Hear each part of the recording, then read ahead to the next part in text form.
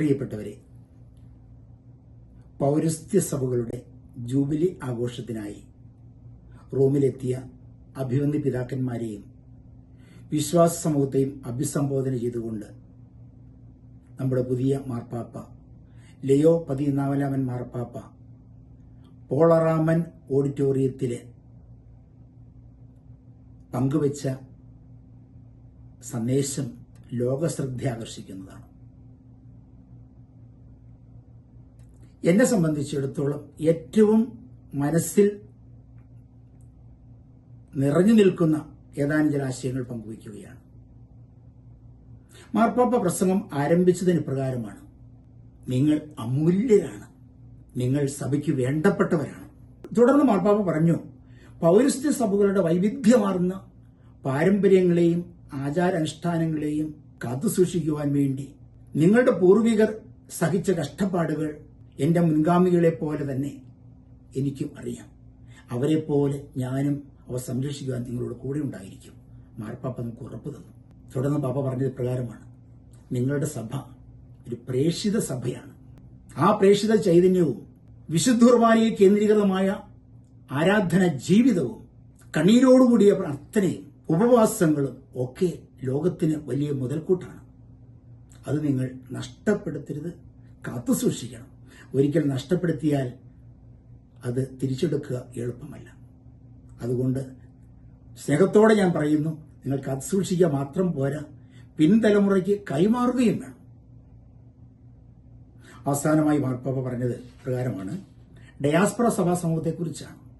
പൗരസ്ത്യ സഭകൾ ഭൂരിഭാഗവും ഡയാസ്പൊറ ചർച്ച് അഥവാ വിവിധ രാജ്യങ്ങളിലേക്ക് കുടിയേറി അവിടുത്തെ കഷ്ടതകളും ബുദ്ധിമുട്ടുകളും സഹിക്കുന്നവരാണ് എന്ന് എനിക്ക് നന്നായിട്ട് അറിയാം.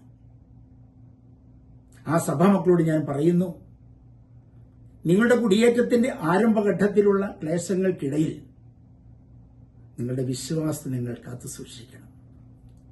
അത് കൈവിട്ടു പോകരുത്. അത് വരും തലമുറയ്ക്ക് കൈമാറണം. നിങ്ങൾ വെറും കുടിയേറ്റക്കാർ മാത്രമല്ല, പ്രേക്ഷിതരാണ് എന്നുകൂടി എനിക്ക് നിങ്ങളെ ഓർമ്മിപ്പിക്കാൻ അതിയായ സന്തോഷമുണ്ട്, അഭിമാനമുണ്ട്. രണ്ടാമതായി, മാർപ്പാപ്പയുമായി നടന്ന വ്യക്തിപരമായ കൂടിക്കാഴ്ച ഏറെ ആകർഷകമായിരുന്നു.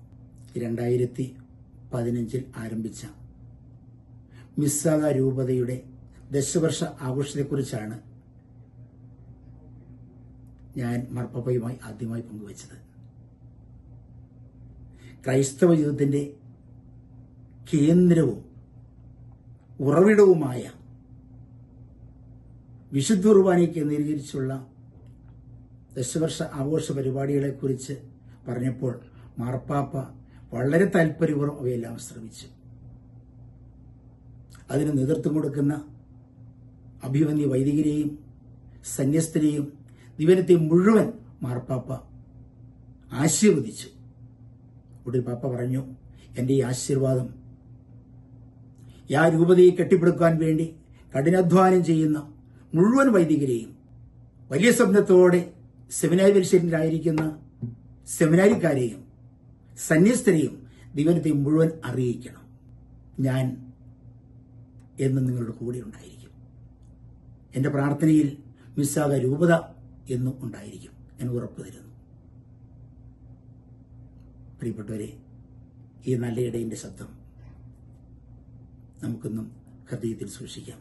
ദൈവം എല്ലാവരെയും അനുഗ്രഹിക്കട്ടെ.